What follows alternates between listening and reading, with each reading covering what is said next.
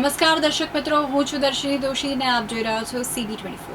ચાંદખેડામાં ખીરું ખાવાથી 2 બાળકીઓના મોત મામલે FSLનો રિપોર્ટ આવ્યો છે। પોલીસે FSLનો રિપોર્ટ મેળવીને તપાસ કરી રહી છે। જો કે FSL રિપોર્ટમાં કોઈ શંકાસ્પદ પદાર્થ મળી આવ્યો નથી। FSLનો રિપોર્ટ આવતા પોલીસ માટે તપાસ વધુ અઘરી થઈ છે। હવે પોલીસ મોતનું કારણ જાણવા તપાસ કરશે। ચાંદખેડામાં મારુતિ પ્લાઝા સોસાયટીમાં રહેતા વિમલ પ્રજાપતિ ઘનશ્યામ ડેરીમાંથી ખીરું લાવ્યા હતા। તેમાંથી ઢોસા બનાવી ખાધા બાદ પરિવારની તબિયત લથડી હતી, જેમાં 3 મહિનાની રાહા અને 4 વર્ષની મિશ્રી નામની બાળકીના મોત નીપજ્યા હતા। ઘટના બાદ ચાંદખેડા પોલીસે અકસ્માતે મોતનો ગુનો દાખલ કરીને તપાસ શરૂ કરી છે અને ખીરાની ક્વોલિટી જાણવા ઘનશ્યામ ડેરી પર FSLની ટીમ સેમ્પલ લીધા હતા। ગત 7 એપ્રિલના રોજ FSLની હાજરીમાં 3 માસની બાળકી રાહાનો 4 દિવસે મૃતદેહ બહાર કાઢવામાં આવ્યો હતો। પરિવારે 4 એપ્રિલે બાળકીના મોત બાદ મૃતદેહની અંતિમ વિધિ કરી હતી।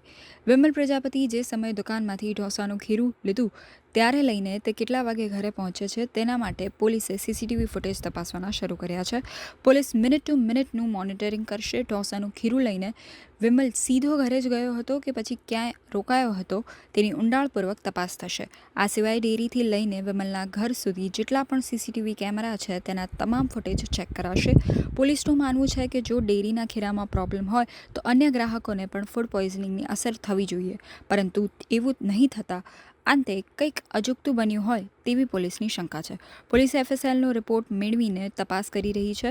જો કે FSL રિપોર્ટમાં કોઈ શંકાસ્પદ પદાર્થ મળી આવ્યો નથી। FSLનો રિપોર્ટ આવતા પોલીસ માટે તપાસ વધુ અઘરી થઈ છે। હવે પોલીસ મોતનું કારણ જાણવા તપાસ કરશે।